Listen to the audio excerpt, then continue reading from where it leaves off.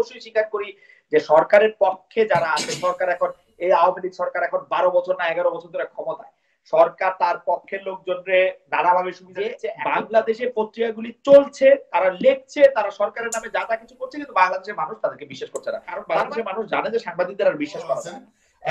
কলার বলুন, আপনি আপনার নাম পরিচয় দিয়ে একটু আমাদের একটু আপনি প্রশ্ন করুন। আমার নাম হচ্ছে মতিউর মন্ট্রিয়াল ইন্টারন্যাশনাল স্টুডেন্ট হিসেবে।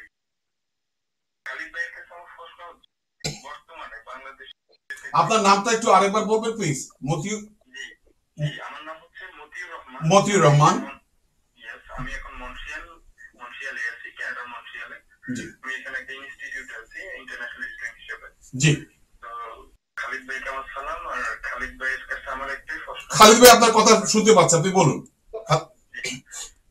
আমার প্রশ্ন হচ্ছে, বাংলাদেশের বর্তমান যে প্রেক্ষাপট, এক্ষেত্রে কি আমরা এখনো আদৌ স্বাধীন কিনা? কারণ সঠিক মত প্রকাশের যে ধারাটা, এটা কি বাংলাদেশে আছে কিনা এখন পর্যন্ত? কারণ আমরা দেখতেছি, যদি আমি যদি এখন সরকারের বিরুদ্ধে কিছু বলতে যাই, সেক্ষেত্রে আমি আদৌ এখানে মন্ট্রিয়ালে স্টাডি শেষ করে যে বাংলাদেশে ব্যাক যাব, যাওয়ার পরে আমি কতটা নিরাপদ? এখন যদি আমি সরকারের বিরুদ্ধে কিছু বলতে যাই, দেখি আমার বিরুদ্ধে মামলা হচ্ছে। সাপোজ জাস্ট 1 মান্থ এগো আমার ফেসবুক আইডি আমি একটা পোস্ট করছিলাম যে সরকারের বিরুদ্ধে, আমার আইডিটা রিপোর্ট করে দিচ্ছে। তো এইভাবে যদি হতে থাকে, তাহলে বাংলাদেশ কি আদৌ স্বাধীন কিনা? আমার কাছে আমার খালিদ ভাইয়ের কাছে এই প্রশ্নটা থাকবে। ধন্যবাদ কলার, আপনি আপনার প্রশ্নের উত্তর দিবে খালিদ ভাই, আপনি আমাদের সঙ্গে থাকেন। জি খালিদ ভাই। মতিউর রহমান ভাই, আপনাকে ধন্যবাদ। আমি আসলে জিনিসটাকে শুরু করতে চাই একটু অন্যভাবে। আপনি খেয়াল করবেন, বাংলাদেশে আমরা যারা সাংবাদিকতায় এখন আছি, বাংলাদেশে যারা সাংবাদিকতা করছে, তাদের মধ্যে অনেকেই আসলে আমরা এরকম দেখতে পাই যে সারাক্ষণ সরকারের পক্ষে সাফাই গাচ্ছে বা সরকারের পক্ষ নিয়ে বিভিন্ন ধরনের মতামত দিচ্ছে বা দিচ্ছে না, এরকম নানা ধরনের। কিন্তু আপনি কিন্তু একটা জিনিস খেয়াল করেন, বাংলাদেশে কিন্তু দিনকাল নামক পত্রিকাটি বেরোচ্ছে, যেটি হচ্ছে বিএনপির মুখপত্র। আপনি দেখেন বাংলাদেশে কিন্তু নয়া দিগন্ত নামে একটি পত্রিকা বেরোচ্ছে, যেটি জামাত ইসলামের মুখপত্র। আপনি দেখেন বাংলাদেশে কিন্তু জনাব আসিফ নজরুল, জনাব নুরুল কবির, আমি বলবো যে মৃত্যুর আগ পর্যন্ত পিয়াস করিম, আমি বলবো যে ডক্টর জাফরুল্লাহ চৌধুরী, তাদের মতো করে তারা তাদের মতামত দিয়ে যাচ্ছেন। তার ফলে তাদের কি হয়েছে? আসলে তারা বাংলাদেশের একজন বিশিষ্ট ব্যক্তি, তারা তাদের মতামত দিচ্ছেন, কিন্তু তাদের জন্য কিন্তু খুব বড় ধরনের কোন রকম কোনো সমস্যা হয়েছে, ব্যাপারটা এরকম না। কিন্তু আপনার কথাও ঠিক, আবার কিছু কিছু ক্ষেত্রে আমরা দেখছি চুন থেকে পান খসলে, আমরা দেখছি সামান্য একটি ফেসবুক স্ট্যাটাসের কারণে, আমরা দেখছি যে সামান্য একটি কারণেও, সামান্য একটি মতামতের কারণেও অনেকের অনেক ধরনের প্রবলেম হচ্ছে।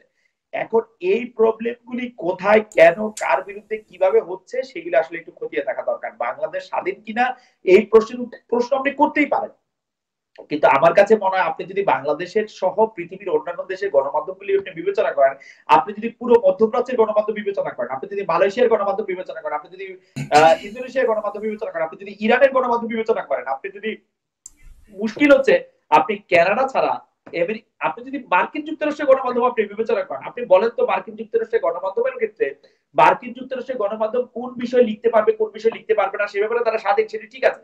কিন্তু ডোনাল্ড ট্রাম্প বা মার্কিন প্রেসিডেন্টের অফিস তারা তালিকা করে ঠিক করে যে এই মুহূর্তে সিএনএন এর এই সাংবাদিককে এখানে ঢুকতে দেওয়া হবে না। হোয়াইট হাউসের 30 বছর ধরে যে হোয়াইট হাউস কভার করেছে, তার সেই হোয়াইট হাউসের অ্যাক্রিডিটেশন বাতিল করা হয় অনলি বিকজ ডোনাল্ড ট্রাম্প তাকে চাচ্ছেন না।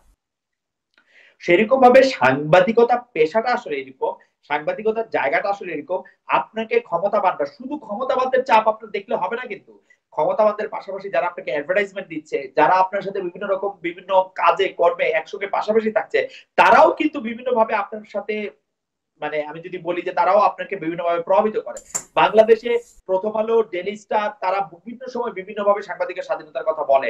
তারা সব সময়, আপনি কয়টা সময় আপনি বলবেন যে তারা আসলে বৃহৎ কর্পোরেটের অধীনে এগেইনস্টে কোন একটা নিউজ করেছে? না কিন্তু খালিদ ভাই, আপনাকে এখানে একটু সম্পূরক একটা প্রশ্ন করি। আপনি যেটা বললেন সেটা ঠিক আছে, কিন্তু এট দ্য সেম টাইম আমাদের ওই যে আপনি যেটা বললেন পত্রিকারা লিখছে, জামাতের পত্রিকা সংগ্রাম, সেখানে কিন্তু তারা কিন্তু আক্রান্ত হয়েছে, তার অফিস কিন্তু তছনছ করা হয়েছে, এবং আবরারকে যে হত্যা করা হয়েছে। বলি সংগ্রাম আক্রান্ত হওয়ার ব্যাপারটি আমার মাথায় রেখে আমি বলছি, সংগ্রাম পত্রিকা আক্রান্ত হয়েছে একটি পার্টিকুলার শব্দ, একটি পার্টিকুলার বিষয়ে ব্যবহার করার নিয়ে, এবং যেটি সংগ্রামের সম্পাদক নিজেই বলেছেন পরবর্তীকালে, তিনি চাপেই বলে থাকুন বা অন্য কারণেই বলে থাকুন, তিনি বলেছেন যে এই শব্দটি ব্যবহার করা তার ঠিক হয় না, এবং এই শব্দটি ব্যবহার করার জন্য তিনি আসলে একদম মানে আমি যদি বলি যে ক্ষমাই চেয়েছেন। তাকে আক্রমণ করা হয়েছে, সেই আক্রমণের নিন্দাও করা হয়েছে। কিন্তু আপনি যদি দেখেন, আপনি সংগ্রামের কথা আলাদা করে রাখেন, আমি দিনকাল এবং নয়া দিগন্ত সংগ্রামও আমি নিয়মিত পড়ি। আমি ভোরের কাগজ, জনকণ্ঠ, যেগুলি হচ্ছে সরকার সমর্থক বলে পত্রিকা, সেগুলি আমি নিয়মিত পড়ি। আপনি যদি দিনকাল নয়া দিগন্ত সংগ্রাম পড়েন, তাহলে তো আপনার কাছে মনে হবে যে বাংলাদেশে কোনো সরকার নাই, বাংলাদেশে কোনো সরকার এক্সিস্ট করে না। কিন্তু মুশকিলের ব্যাপার হচ্ছে বাংলাদেশের মানুষ দিনকাল পত্রিকাকে বিশ্বাস করে না। দিনকালের সার্কুলেশন, এখন দিনকালের যে সম্পাদক, আমি ডক্টর রেজাউল সিদ্দিকীকে অসংখ্যবার বলেছি, ডক্টর রেজাউল সিদ্দিকী আপনার দিনকালের সার্কুলেশন কত? ক্ষমা করবেন, দিনকাল পত্রিকা যেহেতু বিরোধী দলের জায়গায় আছে, দিনকালের অনেক বেশি সার্কুলেশন হওয়ার কথা, কিন্তু দিনকাল পত্রিকা তো মানুষ বিশ্বাস করছে না। দিনকালকে বিশ্বাস করছে না কেন মানুষ? আমি আজকেও দিনকাল পড়েছি, আজকের দিনকালকে মানুষ বিশ্বাস করছে না কেন? তার মানে কি দিনকাল পত্রিকা বলি, আমি সংগ্রাম বলি না, খুবই ভালো কথা যে ভোরের কাগজ, জনকণ্ঠকেও কিন্তু মানুষ বিশ্বাস করছে না, আমি কথার কথা বলছি, বা অন্যান্য অনেক পত্রিকাকে মানুষ বিশ্বাস করছে না, মানুষ তাদেরকে ত্যাগ করছে। কিন্তু ফ্যাক্ট রিমেইনস যে বাংলাদেশের পত্রিকাগুলি চলছে, তারা লেখছে, তারা সরকারের নামে যা তা কিছু করছে, কিন্তু বাংলাদেশের মানুষ তাদেরকে বিশ্বাস করছে না। তার মানে বাংলাদেশের মানুষের বিশ্বাস করার জায়গা থেকে, সাংবাদিকদের বিশ্বাস করার জায়গা থেকে একটা বড় ধরনের কোন একটা পরিবর্তন এসছে। কিন্তু এখন এই পরিবর্তনগুলিকে যদি আমরা জার্নালিস্টরা মানে অ্যাড্রেস করতে না পারি, তাহলে কিন্তু সেটা আর হবে না। দেখেন, আমি আজকের বাংলাদেশে বসে আমি যখন আওয়ামী লীগের একজন লোককে একটা ডিফিকাল্ট প্রশ্ন করতাম, সঙ্গে সঙ্গে আমি শুনতাম যে আমি হচ্ছে বিএনপি, আমি জামায়াত, আমি রাজাকার, আমি অমুক তমুক। এই অনুষ্ঠানে একই অনুষ্ঠানে আমি যখন পরের প্রশ্নটা বিএনপির কোন লোককে একটা করতাম, তখন আমি শুনতাম হচ্ছে আমি আওয়ামী লীগের দালাল, আমি সরকারের পয়সা খাই। কারণ বাংলাদেশের মানুষ হচ্ছে খুব দ্রুত উপসংহারে চলে আসছে, কারণ বাংলাদেশের মানুষ জানে যে সাংবাদিকদের আর বিশ্বাস করা যায় না। এখন সাংবাদিকদের এই বিশ্বাস করার জায়গা থেকে যে আমরা সাংবাদিকরা চ্যুত হয়েছি, এই জায়গাটা আমরা কিভাবে পুনরুদ্ধার করতে পারি, সেইটি আমাদের একটি ভেবে দেখার বিষয়। আমরা এখন একে অপরকে দোষারোপ করতে পারি, যে এখন এই দোষারোপের সঙ্গে আমরা চালাবো, সেটা আমাদের ব্যাপার। কিন্তু ফ্যাক্ট রিমেইনস আমাদের পাঠকরা আমাদেরকে বিশ্বাস করার। এটা ঠিক আছে। কিন্তু খালিদ ভাই, এখানে এর সাথে আরেকটি জিনিস আমি জানতে চাই, যে জিনিসটি আপনি বললেন যে সামান্য ফেসবুকে আমরা যদি লিখি, সংবাদপত্রের কথা বাদ দেন, আপনি টেলিভিশনের কথা বাদ দেন, সংবাদপত্রে যদি কোনো কিছু লিখি, এই ফেসবুকে কোনো কিছু লিখি, আপনারকে হত্যা করা হলো। শুধু আপনার কেন, আমাদের ভিপি সাহেব ঢাকা বিশ্ববিদ্যালয়ের নূর, তাকে কিছু বললে তাকে মারা হচ্ছে। মানে বিষয়টা কি এরকম কিনা যে দর্শক যে টিটু ভাই, আমি কিন্তু এই বিষয়ে আপনার সাথে শতভাগ একমত যে হ্যাঁ, একটি ফেসবুক স্ট্যাটাসের কারণে একজনকে মারা হয়েছে। কিন্তু আপনি যদি খেয়াল করেন যে ফেসবুকের স্ট্যাটাসের কারণে একটি গ্রামে আগুন লাগিয়ে দেওয়া হয়েছে, একটি ফেক ফেসবুক স্ট্যাটাসের কারণে। আমি যদি রাবণ ঘটনা আপনাকে স্মরণ করি, ফেসবুকে একটা মানুষ, সে একটা ধারণা করেছে যে সে একটা বিষয়ে মতামত দিয়েছে, তাকে গলা কেটে মেরে ফেলা হয়েছে। বাংলাদেশের মানুষের মধ্যে যে অসহিষ্ণুতা, বাংলাদেশের মানুষের যে পরমতে নেওয়ার যে অক্ষমতা, সেটি শুধু সরকার না। কিন্তু আমাকে কিন্তু কোনোভাবে এটি আপনি মনে করবেন না যে আমি সরকারের সাফাই গেছি। আপনি খেয়াল করেন, সাধারণ মানুষ সাধারণ একটা স্ট্যাটাস দেয়া হয়েছে কি দেওয়া হয়নি সেটি ভেরিফাই করার কোনো দরকার নাই। ব্রাহ্মণবাড়িয়াতে আগুন লাগিয়ে দেওয়া হয়েছে, অমুক জায়গায় একটা লোককে মেরে ফেলা হয়েছে, অমুক জায়গায় একটা লোককে আসলে কোল্লা কেটে দেওয়া হয়েছে। কারণ কি? Facebook status. কারণ কি? ফেসবুকে তিনি একটি ব্লগে লিখেছেন, তিনি হয়তো আমার ধর্মকে আঘাত করেছেন, আমার কিনা আঘাত করেছেন কিনা সেটিও আমি জানি না। আমি গিয়ে কিন্তু তারা আসলে মেরে ফেললাম। তো সেক্ষেত্রে শুধু সরকার না, এই অসহনশীলতা এটি আমাদের বাংলাদেশের সকল মানুষের। এবং আরো একটি জিনিস, সস্তা জনপ্রিয়তাকে কাজে লাগিয়ে, যেহেতু আমি কথায় কথায় খুব শুনি যে বাংলাদেশে 90% মানুষ মুসলমান, সুতরাং এটি করা হবে, এটি ইসলাম ধর্মই পারমিট করে কিনা সেইগুলির ব্যাপারে কিন্তু আমাদের কোন রকম কোনো লক্ষ্য নাই, কোনো কিছু নাই। সস্তা জনপ্রিয়তা হচ্ছে আমাদের লক্ষ্য। আমরা যেদিকে বৃষ্টি সেদিকে আমরা বাতাস ধরতে চাই, ছাতা ধরতে চাই, এবং সেইভাবে আমরা একবার রিঅ্যাক্ট করি। খালেদ ভাই, আমি আরেকটি জিনিস বলি, এর সাথেই সম্পূরক।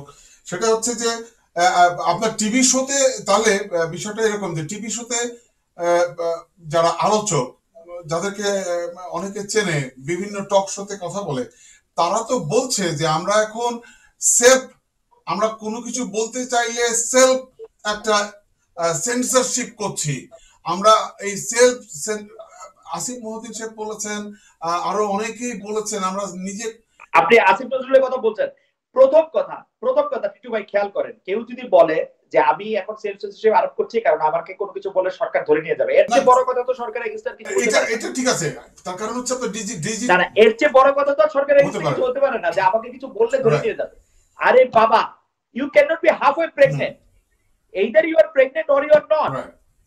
আপনি তো এইটা বলতে পারেন না আমার কিছু বললে ধরে নিয়ে যাবে, সরকার এত খারাপ, তারপর সরকার তাকে ধরে নিয়ে যেতেছে না, এই জন্য আমি কিছু বলতেছি না। এইদার তুমি বলো, বইলা তুমি প্রুফ করো যে সরকার তোমাকে কোথায় ধরে নিয়ে গেছে বা সরকার তোমাকে কোনো কিছু। হ্যাঁ অবশ্যই আমি এটা অবশ্যই স্বীকার করি যে সরকারের পক্ষে যারা আছে, সরকার এখন এই আওয়ামী লীগ সরকার এখন 12 বছর না 11 বছর ধরে ক্ষমতায়, সরকার তার পক্ষের লোকজনরে নানাভাবে সুবিধা দিচ্ছে। এখন ঘটনা হয়েছে কি, সরকার তার পক্ষের লোকজনের নানাভাবে সুবিধা যেরকম দিচ্ছে তেমনি তার বিপক্ষের লোকদেরকেও নানাভাবে সে নিপীড়ন করতেছে, এটা কোনো রকম কোনো সন্দেহ নাই।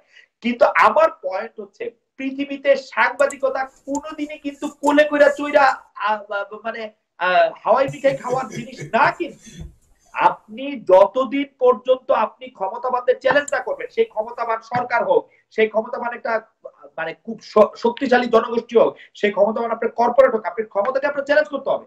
বাংলাদেশে কিন্তু ক্ষমতাকে আমরা চ্যালেঞ্জ করতেছি না, আমরা ক্ষমতাকে চ্যালেঞ্জ করতেছি না, আমরা প্রথাকে চ্যালেঞ্জ করতেছি না, আমরা শুধু বারবার একই কথা বলছি। আমরা শুধু বারবার একরকম কথা বলতেছি যে না না সরকার আমাকে ধরে খুব মাইর দিবে। আরে তুই মাইর খাইছিস কিনা তুই এটা আগে কর না, তাহলে আপনি বলতে এই কান্দাটা খালিদ ভাই মানে এই কান্দা আমি নিতে রাজি। আর এইটা আমি আমার দায়িত্ব নিয়ে কইতে চাই যে 8 বছর আমি ইন্ডিপেন্ডেন্ট টেলিভিশনে কাজ করছি, এর মধ্যে 5 বছর আমি হেড অফ নিউজ ছিলাম, তারপর আমি এক্সিকিউটিভ এডিটর ছিলাম, আমি এক্সিকিউটিভ এডিটর ছিলাম। এই ধরনের কোন চাপ আমাকে অন্তত কেউ দিতে পারে নাই। আমি এইটা বলবো না যে কোন জায়গা থেকে কখনো কোন জায়গায় আমার কোনো ফোন আসছে, আমি আই ডেল্ট উইথ ইট। রাইট, না তাহলে আপনি বলতে যাচ্ছেন এটা শুধু আজকে না রে ভাই, আমি যখন বিডি নিউজের নিউজ এডিটর ছিলাম তখন মাহফুজা নাম যে বললো যে মাহফুজা নাম যে ওই সময়ের মধ্যে ওইটা ছাপাইছে, কারণ হচ্ছে যে অনেক চাপ দিছে, এই চাপ বিডি নিউজে দেয় নাই, তা আমরা তো এটা ছাপাইনি, কি হইছে আমাদের? না তাহলে কি আপনি বলতে চাচ্ছেন খালিদ ভাই যে মাইর খাওয়ার পরে তার মানে আমাকে প্রস্তুতি রাখতে হবে যে মতামত আমি দিব, কিন্তু মাইর খাওয়ার একটা মানসিকতা আমার থাকতে হবে, এটাই বলতে চাচ্ছেন?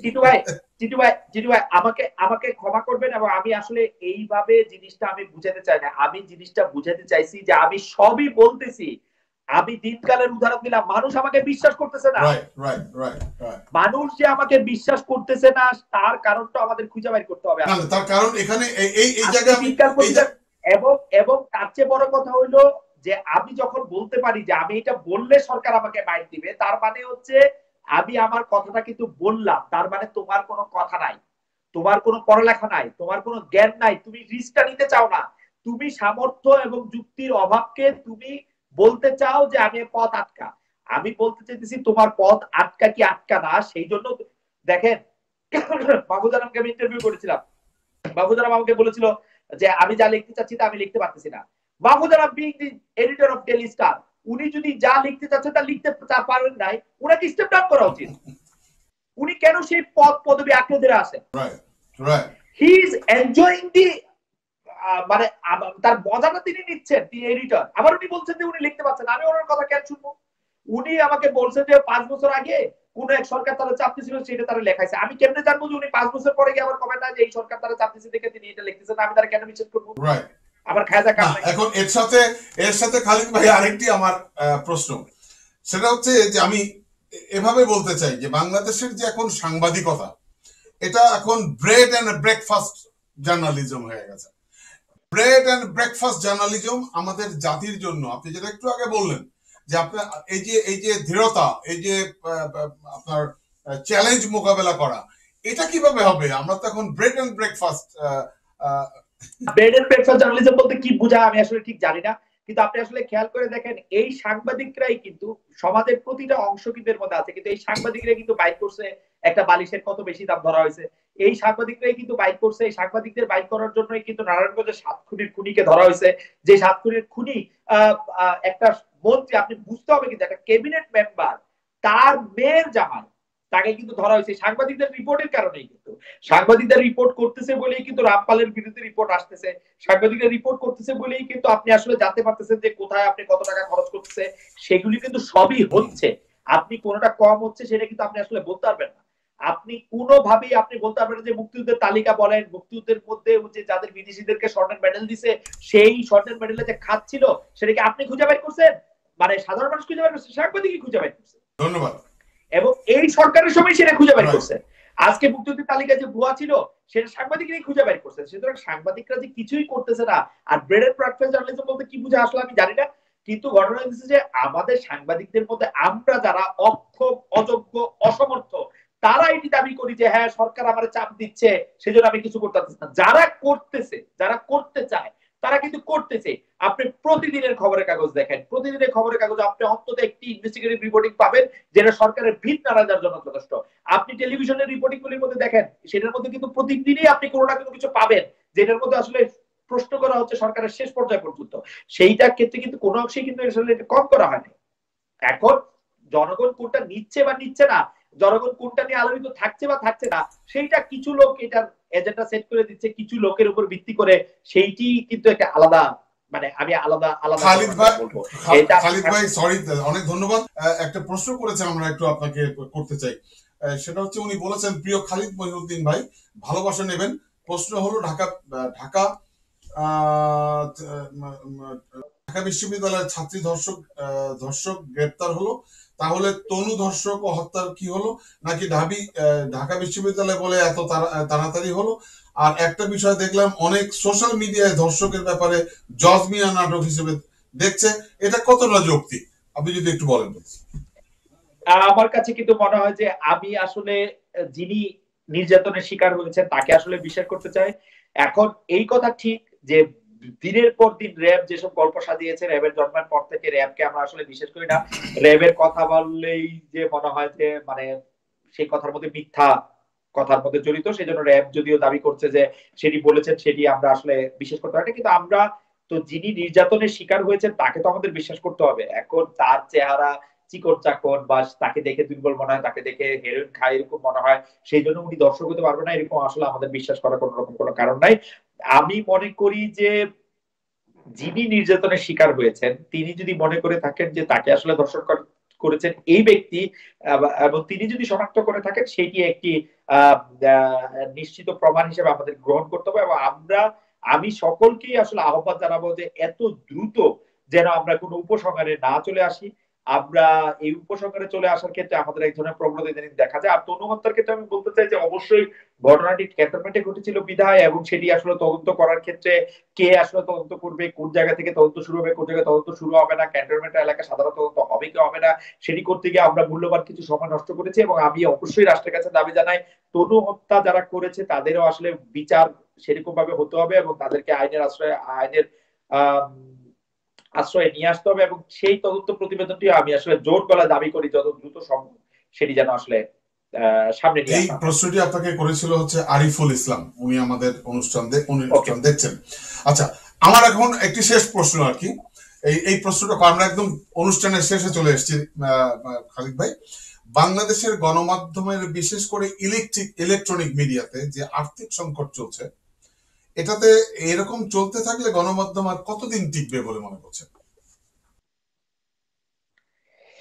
দেখেন, এই তথ্য প্রযুক্তির খুব বিস্তারের পরে কিন্তু সারা পৃথিবীরই যেগুলি হচ্ছে যে প্রচলিত মিডিয়া, নিউজ পেপার গুলির অবস্থা তো খুবই খারাপ, টেলিভিশন গুলির অবস্থা একটু কম খারাপ, তারপরেও টেলিভিশন গুলির অবস্থা খারাপ সারা পৃথিবীতে। আমি গণমাধ্যমের খোঁজ খবর রাখি, সেই জন্য আমি বলছি আমি 1993 সাল থেকে সাংবাদিকতা করাই মানে আমার এই অভিজ্ঞতা থেকে আমি বলি যে গণমাধ্যমগুলির অবস্থা কিন্তু সারা পৃথিবীতে কোনোটা ভালো না। বাংলাদেশে যেটি হয়েছে যে বাংলাদেশে আমরা একই ধরনের গণমাধ্যম বা একই ধরনের সংবাদ মাধ্যম আমরা করতে চাইছি। ইলেকট্রনিক মিডিয়ার কথা যদি বলি, আমরা একটি টেলিভিশন যা করছি অন্তত 10টি টেলিভিশন তা নকল করতে চেষ্টা করছি। আমাদের বিজ্ঞাপনের বাজার এত বড় না। সবচেয়ে বড় কথা হচ্ছে যে আমাদের যে দর্শক আছেন তারা আমাদেরকে আসলে খুব বেশি দেখেন না। এই শ্লাঘা আমরা অনুভব করতে পারি, কিন্তু ফ্যাক্ট রিমেন্স যে 85% দর্শক বাংলাদেশি টেলিভিশন দেখেন না, 15% দর্শকের ভাগাভাগি করে 30টা টেলিভিশন দেখেন। এই 85% দর্শক যারা বাংলাদেশের টেলিভিশন দেখেন না তারা আসলে যত বড় বড় কথা মুখে বলেন না কেন, তারা আসলে ভারতীয় টেলিভিশন, ভারতীয় সিরিয়াল বা ভারতীয় অন্যান্য অনুষ্ঠানগুলির প্রতি তারা আসলে দেখেন। তার ফলে বিজ্ঞাপনগুলি সেখানে যায়, বিজ্ঞাপনগুলি এখানে যায় না। এবং তারা পরবর্তীকালে অভিযোগ করেন যে আমাদের অনুষ্ঠানগুলি যথেষ্ট মানসম্পন্ন হয় না, এখন মানের সাথে টাকা পয়সার একটা বড় এবং নিবিড় সম্পর্ক রয়েছে, এবং একটা বড় সম্পর্ক রয়েছে সৃজনশীলতার। তো সৃজনশীলতা হতে হলে বা ভালো অনুষ্ঠান হতে হলে, প্রোডাকশন ওয়াইজ আপনার যে কোনো জিনিসটা নিয়ে কাজ করতে হলে সেখানে আসলে টাকার দরকার, সেটি আসলে বাংলাদেশে গণমাধ্যম অনুপস্থিত রয়েছে। কিন্তু আমি মনে করি যে এর ফলে যে গণমাধ্যমগুলি আসলে শেষ হয়ে যাবে তা না। গণমাধ্যমগুলিকে এখন অনেক বেশি ক্রিয়েটিভ হতে হবে, গণমাধ্যমগুলি এখন অনেক বেশি অডিয়েন্স বান্ধব হতে হবে, গণমাধ্যমগুলিকে এখন অনেক বেশি, আমি যদি বলি যে দর্শককে আকৃষ্ট করার যে পন্থা রয়েছে সেই পন্থাগুলি আবিষ্কার করতে হবে। আদারওয়াইজ যে আপনি খালি একটা টেলিভিশন খুললেন এবং সেই টেলিভিশনটা চলতে থাকলো, এরকমটা আর কখনো হবে না। আপনাকে আসলে মানুষ দেখতে চায় বা মানুষ দেখতে পছন্দ করে এরকম অনুষ্ঠান দেখতে হবে। আপনি আসলে এই কান্না করে আর কোনো লাভ নাই। মানুষ আমার অনুষ্ঠান কেন দেখে না? মানুষ আপনার অনুষ্ঠান দেখে না কারণ আপনার অনুষ্ঠান বস্তা পচা, আপনার অনুষ্ঠান পুরান, আপনার অনুষ্ঠান খারাপ, এবং আপনার অনুষ্ঠান লেজুর ভিত্তিক, সেজন্য আপনার অনুষ্ঠান দেখে না। As simple as that. ভালো অনুষ্ঠান হলে মানুষ, বাংলাদেশের মানুষ দেখে। আমি আমার অভিজ্ঞতায় বলতে পারি, ইন্ডিপেন্ডেন্ট টেলিভিশনের মধ্যে আমরা যেগুলি অনুষ্ঠান আমরা আসলে মনোযোগ দিয়ে করেছি, যেগুলো অনুষ্ঠান আমরা ভালো করে দেখেছি, সেগুলি দর্শক দেখেছে, দর্শকের অভাব সেগুলিতে কখনো হয় নাই। আমি আজকের বাংলাদেশে এটু স্পিক বা আমার অন্যান্য খবর টবরের কথা যদি আমি নাও বলি, আমি যদি বলি যে আমি একটি কুইজের অনুষ্ঠান করেছিলাম, সেই কুইজের অনুষ্ঠানটিও আসলে প্রচুর পরিমাণে দর্শকপ্রিয়তা পেয়েছে, এবং সেই দর্শকপ্রিয়তা পাওয়ার একটাই অর্থ, আমি ভালো অনুষ্ঠান করলে দর্শক আমাকে দেখবে। সুতরাং আপনার চ্যালেঞ্জটা বেশি, আপনি ভালো অনুষ্ঠান করতে হবে, আপনি সারাক্ষণ লেজুর ভিত্তি করবেন, সারাক্ষণ চামচামি করবেন, সারাক্ষণ জি হুজুর করবেন, আর দর্শক আপনাকে দেখবে। সারাক্ষণ আপনার মধ্যে মিনিমাম ক্রিয়েটিভিটি থাকবে না। একটা অনুষ্ঠান, একটা নাটক আপনার কাছে ভালো লাগলে সেইটির মতো করে আরো 50টা নাটক বানাবেন, তারপরে দর্শক নাটক দেখবে, এবং সেই নাটকের মধ্যে আপনি 100,000 বিজ্ঞাপন দিবেন, তারপরে দর্শক নাটক দেখবে। দর্শকদের এত ঠেকা এখন আর নাই রে ভাই। এখন যদি আপনি ক্রিয়েটিভ না হন, এখন যদি আপনি যোগ্য না হন, দর্শকদের আপনি ধরে রাখতে না পারেন, দর্শক আপনি দেখবে না। সিম্পল আছে। অনেক ধন্যবাদ, অনেক অনেক অনেক অনেক ধন্যবাদ আপনাকে ভাই। আমাদের আমাদের অনুষ্ঠানে আপনি অংশগ্রহণ করেছেন। আপনার অনেক ব্যস্ত মানুষ আপনি যে আমাদের, আমি আশা করব যে আপনি পরবর্তীতেও আমরা যখন আপনাকে আপনার মতামত চাইবো, আপনি আমাদের সাথে অংশগ্রহণ করবেন। সো নাগরিক টেলিভিশনের দর্শকদের জন্য আপনার যদি সর্বশেষ কোনো কিছু বলার থাকে আপনি যদি বলেন, তারপরেই আমরা কনক্লুশনে চলে যাব। আপনি যদি একটু বলেন। আমি একজন গণমাধ্যমের লোক হিসেবে বলতে চাই যে দর্শক বা পাঠকই হচ্ছে আসলে একটা গণমাধ্যমের শেষ কথা।